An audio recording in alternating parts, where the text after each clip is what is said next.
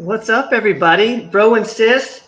Guys, I'm Ben. I'm with Andy and Kelly, brother and sister. Brother one and sister one. This is so much fun. This is the first time we've done this. We are live here, and I think we're live on Facebook, maybe YouTube. I'm not quite sure. Let's see here. We're taping this. I've got my podcaster on. That's why I have the mic. Kelly, how you doing? I'm doing great, bro. How about you? Ladies and gentlemen, this is a real look into the life of the Rogers kids. So buckle in. That's right. This is what it's really like. So this is real life. It's Saturday.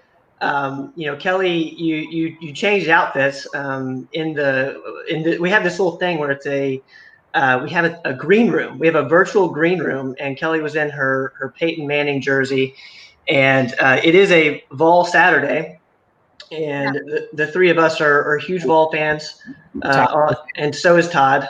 Todd's a huge Vol fan. Yep. So we're excited for Georgia. That's not what today's show's about. We're not going to do a commentary on Tennessee versus Georgia, although I'm predicting a Tennessee win. You guys have a prediction? Yeah. Yeah, I think actually really kick it out this year. I can't see who's in here, but if you're watching, thank you. But one of the best pieces of content we do is when Andy talks about Vol football, and really good. He knows everything. I remember watching all the games from the stacks in the library. when he talks about all the stats, he knows them. He knows them in and out. Good team this year. I'm pretty sure we're going to get in there, fight hard. Hey, you know what's interesting? Both Andy and Ben played football for one day. Andy one day in high school, and Ben one day in middle school. They were good. All my friends. I just wanted to be part of the cool kids. So. Did you actually play in high school, Andy? No, I didn't. I played for one day. It was hilarious. No, I thought about playing for one day. I didn't go anywhere. I didn't actually play. I actually did. I did spring practice 1 to 2 weeks before my 8th grade year in middle school, and I stood out until we started opening things up to where it was tackle. Everything before when it was like 2-hand touch and we weren't allowed to tackle people, I was doing great. But then when it became a little more real, that's when I decided to call it a career. Kelly played more football than both of us have with Powder Puff. Yeah, that's true. That's 100% true. What was like 2-hand touch or whatever turned quickly into tackle with Kelly. Kelly is shockingly good at football. If you ever see her on the beach or out by the lake and you guys are tossing around a football, she can launch it. I think she has a better arm than you, Andy. Oh yeah, Kelly, you definitely have a body built for football. So congratulations. Thank you. A linebacker is what I've been compared to, so that's pretty nice. Thank you, guys. Well, guys, this is a new format of the Carb Watch, and I'm super pumped for it.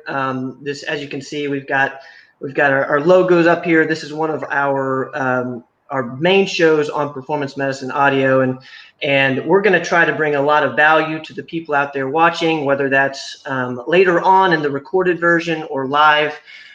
We're excited to be here, and I really want to talk to you two, being experts in carbs and how you guys do it.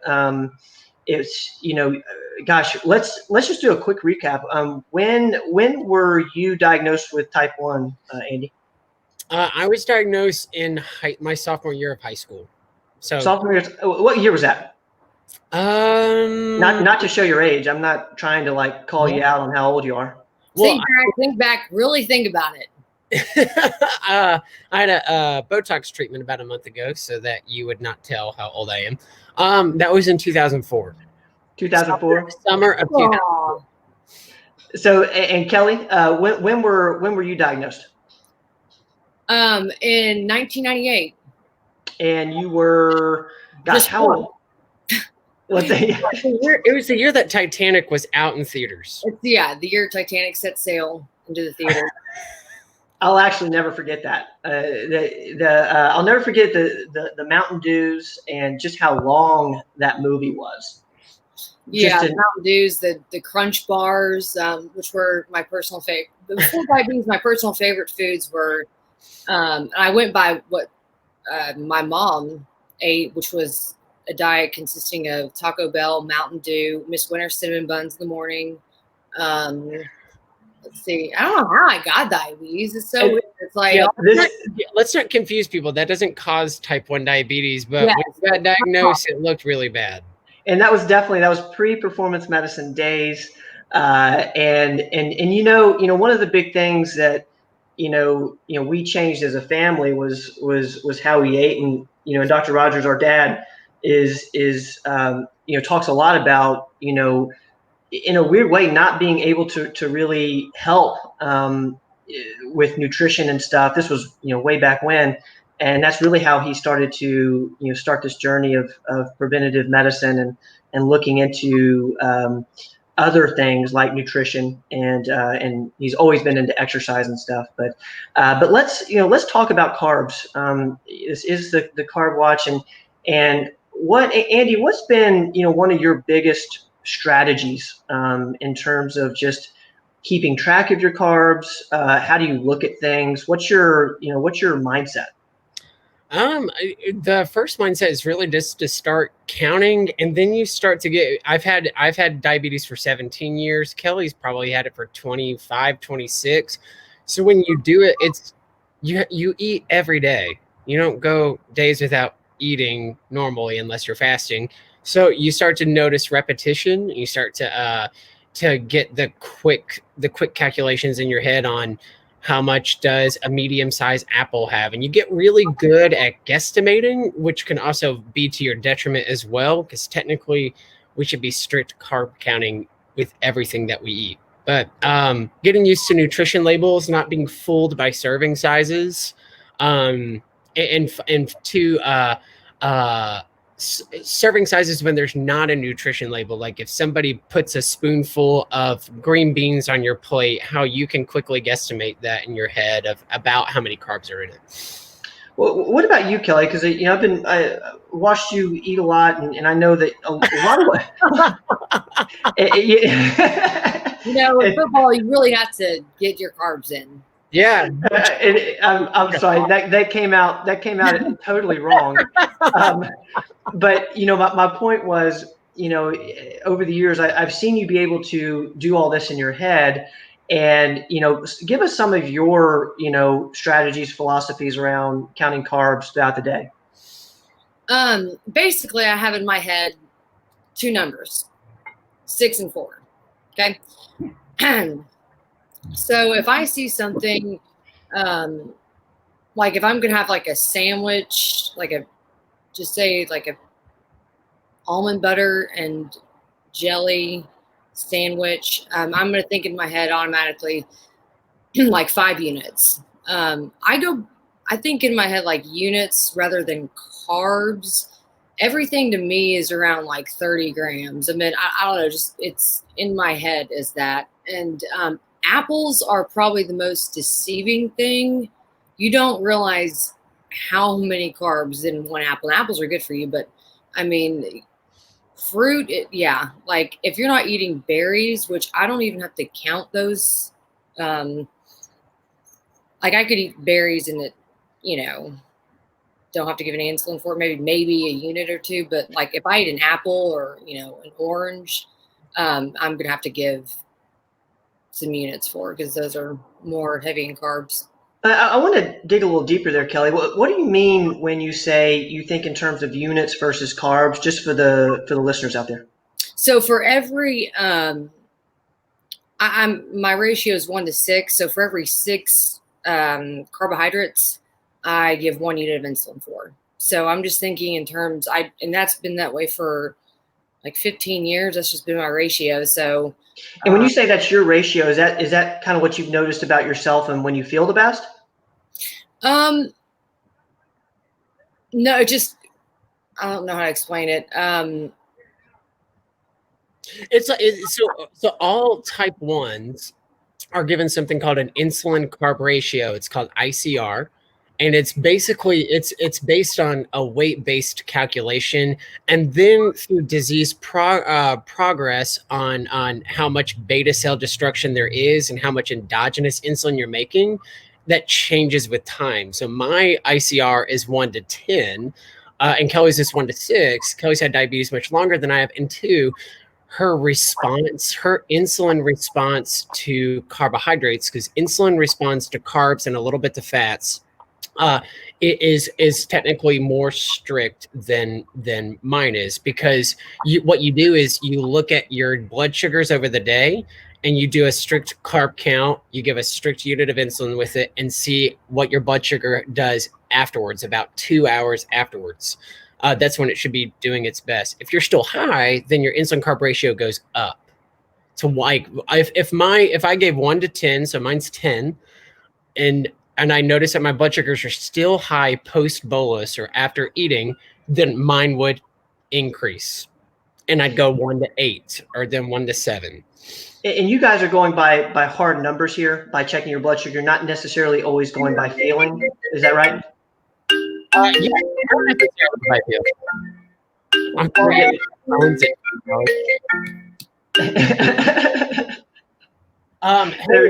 Hannah Cox would like to FaceTime right now, so just saying. I don't know. Tell Hannah to hop on Facebook and join us live here. FaceTime with us. She's a pharmacist. She could tell us a lot more about this too.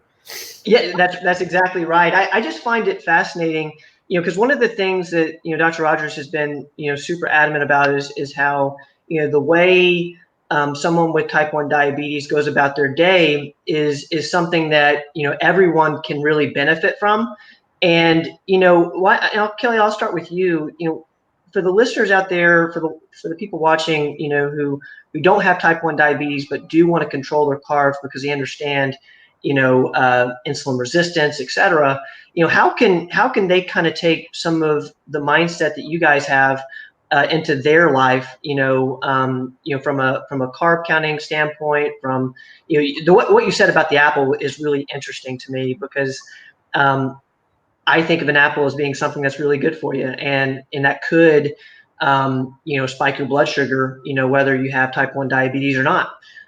So any advice you have for the people who are kind of taking this idea that the way that someone growing up with type 1 diabetes eats is something that can really help them if they're trying to have more energy, lose weight, et cetera? What's your kind of top couple tips there? Think of yourself, okay, as having think of yourself as you're a type 1 diabetic, and just think, is this worth giving a shot for? I also, think that, like, if I want to lose weight, I'm like, okay, do I really want to stick myself with a needle for this? No, most of the time, no. So just think, hey, is this worth it? Like, and if it's not worth it, just spit it right back out. I'm kidding. But, really think, like, what you put in your mouth, like, is this worth how I'm going to feel? How, if I'm going to eat a cinnamon bun, that better be a darn good cinnamon bun, because I'm giving a shot for it and I'm probably not going to feel great afterwards. So yeah. I would think in terms of, is this worth feeling bad later? Is this worth having a busted can of biscuits over later? Busted can of biscuits is when a girl tries to zip up her jeans and then your fat spills over and, everybody's like, oh. But is it worth the wait? Is it worth the feeling bad? For those listening on the podcast, I really wish you could have seen Andy's face when Kelly came up with a new term here. Andy, that's not a term. It's in the Urban Dictionary. It's not new. Oh, but Kelly, you do make that's a good point. There was a good point in there. There was one. No, I'm just kidding. That's a good point. With you still, I mean, people feel bad. I don't feel good after eating a brownie afterwards. 30 minutes later, I don't feel good. It is very it's instant reward, but 30 minutes to an hour later, you don't feel good. That is your body telling you, don't eat that again.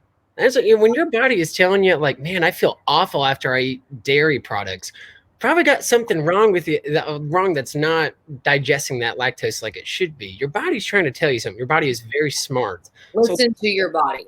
Listen to your body. But also, further on that point, when Kelly talks about the apple, I think that's a great point, because most people think carbs and they think pizza, pasta, bread. Okay, cut out the carbs, you're good.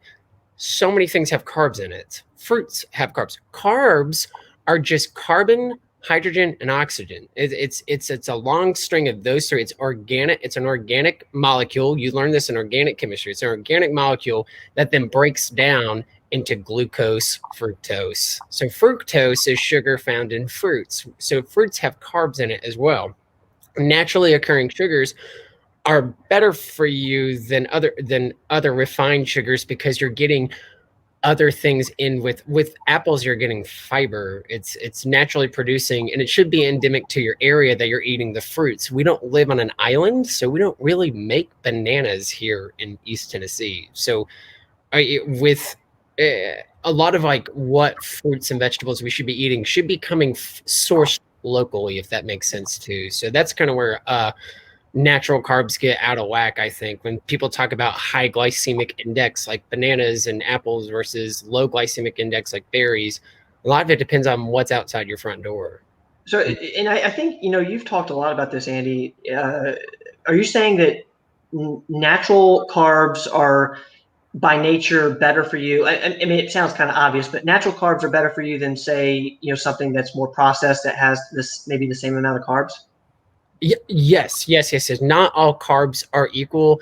And two, a lot of it depends on the intensity of the sweetness. So refined sugars that are made in a lab are going to be way more intensely sweet, and therefore more potentially addicting than naturally occurring carbs and that sweetness. When we talk about carbs, we're talking about it breaking into sugar, which is why Kelly and I talk about insulin, because insulin responds to carbs. And that's what we've gotten good at too, is knowing what free foods are. We call them free foods: meats, cheeses. Kelly said if she has a couple berries, she's not giving insulin. That's because for her, the carb count is negligible. I love that term. And honestly, I don't know if I've ever heard you guys talk about that, the free food idea. And Kelly, what are some of your free foods again? Andy just mentioned, a couple with meats and cheeses. Any other free foods out there for the people who are, really wanting to watch their carbs, but not necessarily wanting to deprive themselves of eating? What's some of your stuff that you consider a free food? Air. I was waiting for like celery or something. Yeah, celery. This water tastes good. Yeah, probably celery. I mean, cheese. If you eat a lot of like stuff with no carbs, but there's always a little bit of carb in there. That adds up, and you're getting, carbs. I have no idea. I forgot what you just asked me, but I do want to talk about this. Diabetic brain fog is the same thing as carb brain fog. So if you are having like, oh, why do I feel so spacey or whatever, quit eating so many carbs, skip the drive-through. I mean, I literally can't tell people enough, like, why do I feel like crap? Well, let's see, because you drive through and get your food 3 times a day. I mean, at least you eat only 3 times a day, which you probably don't. You're probably eating in between, going to the vending machine at work, But you're going to get the diabetic brain fog. Wait, what was the question? Well, it started with free foods. But man, we're speaking real talk here, guys. For the people out there listening, we're getting real. We should call this Real Talk with Kel. I like that. And the other thing is, we're not sugarcoating this. The Carb Watch is not about sugarcoating it. No pun intended. We're not sugarcoating. I just came sugarcoating it. I just came up with that. Jenny, who's backstage right now, make sure we take note of that. I think there's something there. So that's really interesting. And one thing that comes to mind as you guys are talking, and I know you guys used to do this. I don't know how much a part of it is now in your daily routine, but food journaling. I mean, just when you think about it, it's like, yes, that can only be good. What's your, Andy, I'll start with you. What's your thoughts on food journaling, in terms of like understanding what makes you feel good versus what's not? And I kind of, think of the free food idea with this as well. I think with what Kelly said earlier, is this food worth giving a shot? Is this food worth writing down? That takes effort. Is this food worth Googling and finding out how many carbohydrates in it, writing down, and then an hour later figuring out how I feel? You may end up eating less because of that. So I think that food journaling can have that benefit. But also to just note what patterns are. That's all we do in medicine too. We note for patterns. Does this provide relief of symptoms and what do labs look like? Those are patterns. Same thing with endocrinology. When you're looking at adjusting insulin, you look at the patient's spreadsheet of glucose with their current ratios of what they do with insulin, and then you look for patterns, and then you change based on those patterns. So I think food journaling, I mean, on the forefront sounds so annoying. Oh my God, that sounds so annoying. Writing down everything we eat. But I think it'd be super helpful, at least doing it and practicing it for a month, and then you'll be able to. Kelly and I don't. Kelly, you can speak for this too. We're way less involved with carb counting now because we've been doing it for so long. Maybe for that first year, I was. Once you've been through diabetes camp for 5 years straight, you're done writing down your food journals. I mean, no. But if you're new to this, yes. If you're sure, yeah. I want to change the way I'm eating. I want to change the carbs, and you're just now learning about this. Yeah, write it down and look back on it and then burn it. But that's a healthy balance, because you can get too far in the weeds. Oh, I noticed that I had 2 Brazilian nuts, but this made me feel like this. And then the wind changed. And then all of a sudden my left toe I was like, listen, calm all that stuff down. You can get way too in the weeds. I don't know if I've met people like that are just a little bit too involved with it, and it gets really fuzzy about what's really causing symptoms and what's not. Yeah, be realistic. Don't be ridiculous about it. Yeah, it's like the idea of, with exercise, if you start off with this really complicated exercise program or super intense, then you're not going to exercise every day. You're going to avoid it. You're going to find reasons not to exercise. It seems it's the same way with carb counting, with food journaling. You have to start with, something that you can do, something you can execute on. Kind of like you said, Andy, there's got to be a balance there. And real quick before we move on, we've got a few people watching, and I want to give a shout out to Linda. Linda, we love you. Thank you for being here. Yeah. She's amazing. She's a huge, she is family. So Linda, thank you for being here. And guys, we have a question coming in from Megan. Megan asked, can you give any guidelines on how many carbs a person should typically have in a day? That's a great question, Megan. And I want to start with, what you guys yourselves do, and then maybe give a suggestion for the listeners out there and for Megan. Andy, why don't you start? Yeah. So I always kind of give a little bit of broad guidance with, if you've heard of ketogenic diet. Ketogenic means that you're eating so low carb that you're using the breakdown of fats, which are ketones, for energy. Your brain loves ketones. That's usually less than 20 grams a day. That's basically no carbs. Low carb can be anywhere from 50, even up to upwards of 70. I always like to start with 50 to 70. If you're going low carb, that's a good way to come down. And think about it this way. A piece of bread usually has 15 grams, like a regular slice of bread. Thicker bread's going to be upwards of 30. A slice of pizza is 30 grams. A cup of pasta or a cup of rice is usually going to be around 45 to 55 grams. So note where that is, and kind of note bacon and eggs in the morning are going to be 0 carbs. But if you eat a bowl of cereal, you're going to have 50 to 60 grams already. So you're already hitting your limit for the day. Which comes, yeah. The other part of that is that's where the free foods really come into play. If you're trying to keep that carb count between 50 and 70. And Kelly, what's your kind of goal each day, and what do you suggest to people when it comes to carb counts? I like to say everything in moderation. That just works for me. Yeah, around 50. I mean, I try to do I do it by meal. Like I'm going to probably eat the most carbs personally at dinner. So that's when I take like my gluten shield, my probiotic that helps break down the carbs. Hey, Kelly, can I ask you just real quick, because you mentioned gluten shield, and that's been a hot topic of late with Dr. Rogers and Performance Medicine Audio. Does that does gluten shield, does that mean that the carbs don't translate or transfer into sugar? Like, what does that do so that a carb isn't quite as bad for you, or how does it allow you to tolerate it better? What's your understanding of that? I know you're not a vitamin, expert per se, but I know you take it, and I know you take a lot of vitamins yourself. And I don't know if you've seen an impact on your blood sugar by taking gluten shield and still maybe consuming maybe a few more carbs than you would normally.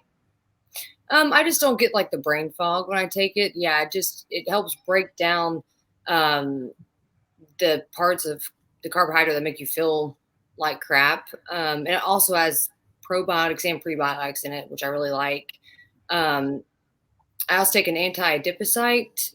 It's a life extension vitamin before like 2 times a day, and that helps the fat in what you're eating not multiply in your body. For women, it multiplies a lot quicker than men, so that's a good thing. I'm actually say that word again, because I don't know that I've heard Dr. Rogers mention that much. Anti-adipocyte? AntiAdipocyte, yeah. And you take that twice a day? Mm-hmm. So Okay. if you look at what that word, adipose is fat. So adipose tissue, fat. Mm-hmm. And so that's adipocyte, like breakdown of fats. Also too, lipase, anything with LIP, think of fats. So you would take that in conjunction with probiotic? So you take both of them? You don't have to, I mean, but I do.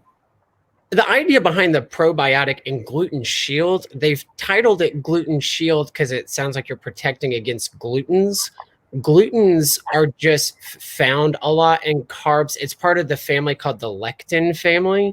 And the idea behind protecting yourself against gluten is that there's kind of everybody has some sort of intolerance to gluten, whether or not you have celiac disease or not, which is a complete intolerance to glutens. That's a particular form of lectin that's supposed to go into your gut. Your gut's this really permeable open wall like this, and it can sneak in and wreak havoc. So that's why this gluten shield provides good bacteria and feeds your bacteria, so prebiotic and probiotic, in the gut, along with digestive enzymes, which Kelly mentioned helps you break down the things that you eat. So that's kind of why gluten shield, and it really does. We've had a lot of patients do really well on gluten shield.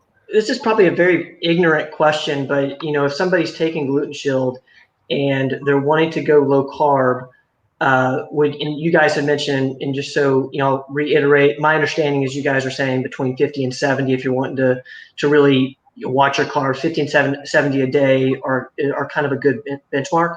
If you're taking a good probiotic, does that mean that you can actually afford to consume 80 to 90 necessarily, or does that not necessarily change the carb count? It just changes how you maybe respond to the carbs?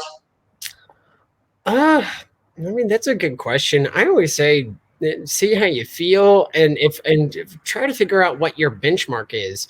If your stomach hurts all the time after eating, don't take it thinking that it's going to protect you from all bad foods. It's not going to do that. It's not going to say, you trust me, you'll have the person say, well, I ate pizza and I was, but I took the gluten shield and then, I still felt like crap, well, yeah, quit eating so much pizza. I mean, just, Don't take that as like, it's going to block out all the bad things. Take it because it has probiotics and prebiotics in it.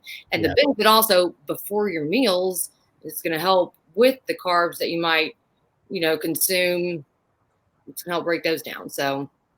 Yeah, I think that's a really good point, Kelly. And just to give everybody a little insight into us and one of our running, I guess, jokes is, do you guys remember where we used to think that everything at Fresh Market was good for you, whether it was the apple pie or the chocolate chip cookies? But it's at Fresh Market, so it's got to be fresh and natural. And Yeah, it's good. It's better. It is. I'm sorry. It's a Fritz Bernays. It's Fritz Bernays. That's right. But it just reminds me, like, so what I'm taking from that, Kelly, is if you are taking Gluten Shield, it's not a pass, to just eat whatever you want. Still, make sure you watch how you feel, etc. Which again goes back to the food journaling and that value. But food does cost more. That is 100% true. Better food for you costs more, and you get less of it. It's higher quality, less quantity. If you're wanting to grow a huge thing of broccoli out in this field that I'm looking out, and I'm going to use way less ingredients to spread it out over more of the field to get a bigger yield. Say that one more time, Kelly. I would not grow broccoli in the field you're looking at.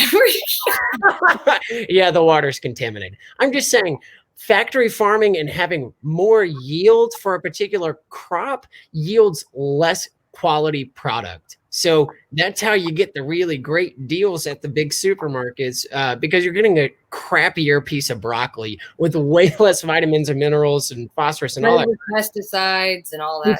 But better food does cost more, and you do get less. And that is an expectation that everybody should go into the grocery store looking for. But we want less quantity, better quality, because we're going to eat less and we're going to feel better for it. I think it's absolutely worth it to do that way. It's not about feeling.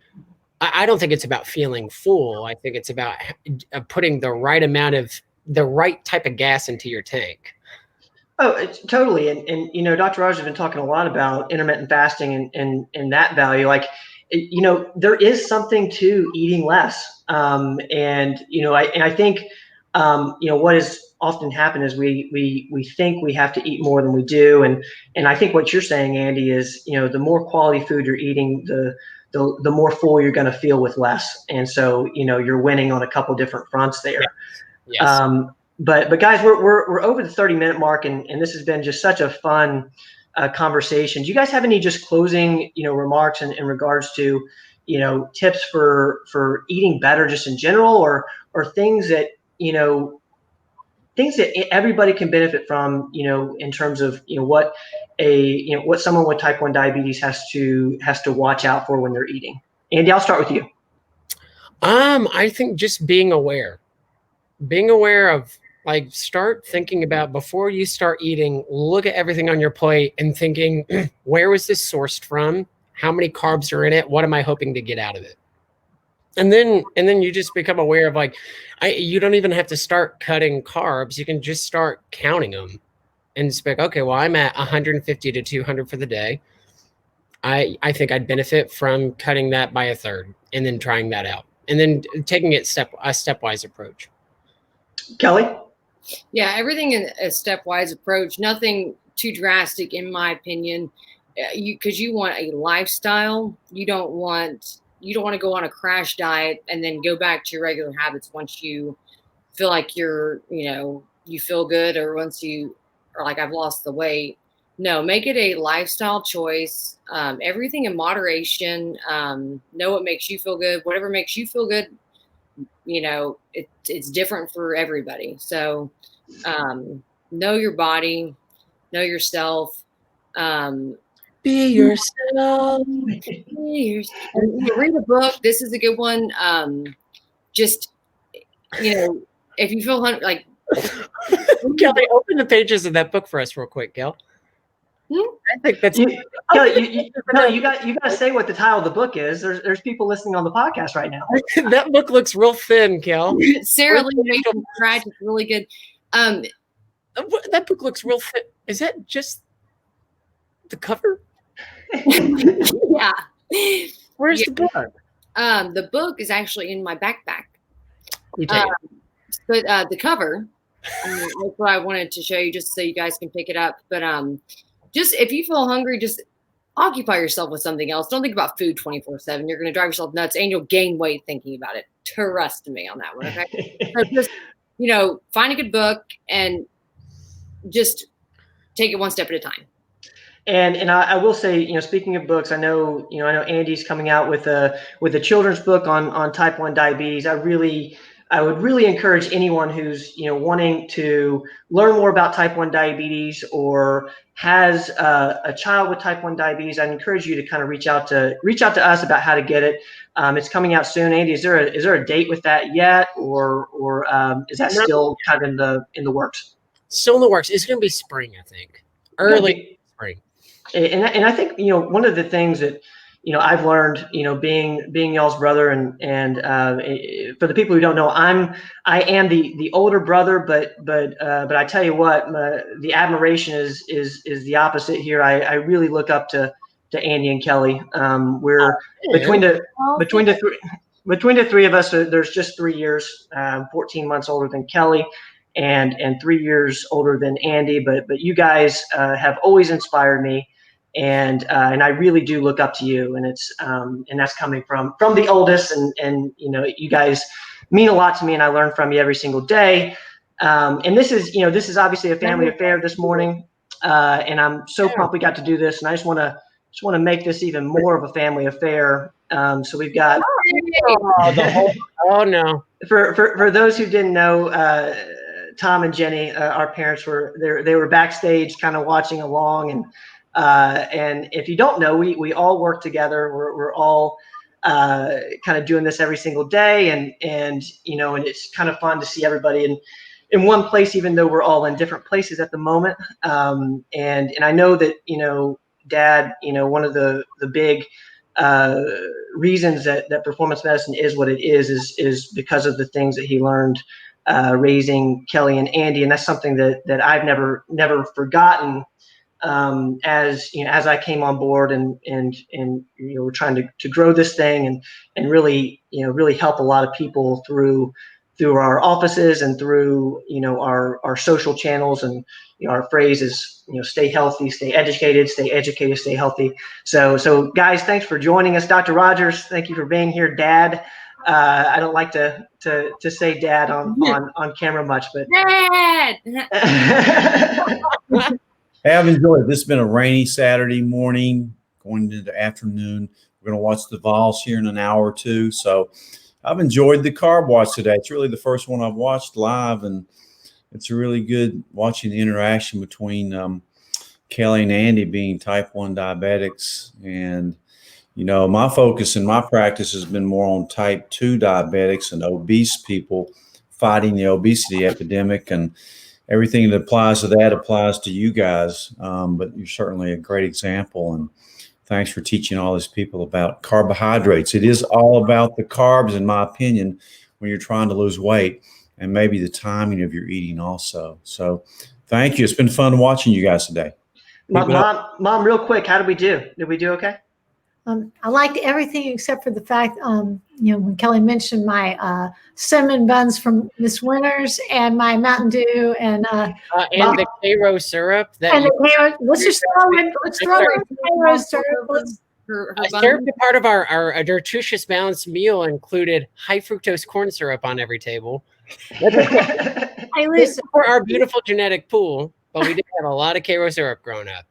But if you're out there listening and you grew up in the South, there's nothing better than one of those biscuits out of a can. And you guys know this, like a biscuit out of the can, put some butter on it, but get that Cairo syrup, man. Biscuits out of the can. Out of the can. Guys, I got one thing in here. Help. Locked that door. Okay, it just opens to a brick wall. Could somebody get me out of here? I'm trapped here. Stuck. Hey, that's a sign, Ben. Cut us There off. we go. Well, guys, thank you so much for everyone out there on the podcast and on Facebook and on YouTube. This is the Carb Watch. We are so excited to do our best to bring this information to you on a weekly, on a daily basis. Thank you to the people who are in here with us, Megan, Linda, whoever else is out there that I cannot see. Thank you for joining us. If you have any questions, shoot us a direct message on Facebook, or you can email us at info@performancemedicine.net. We've got 5 at 5 coming up on Tuesday. That's when you get a chance to ask Dr. Rogers any of your questions in regarding to your health. And that's a time where you can kind of ask some stuff that's contextual to your health situation.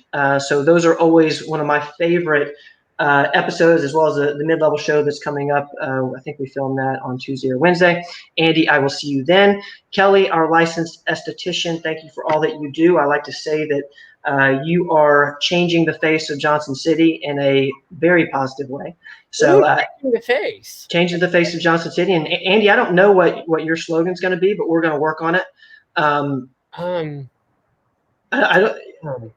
don't know. You still make people beautiful. You still make people beautiful. Thank you, guys. Let's call it a day. Everybody out there. See y'all. And thank yours, ladies and gentlemen. Thank you.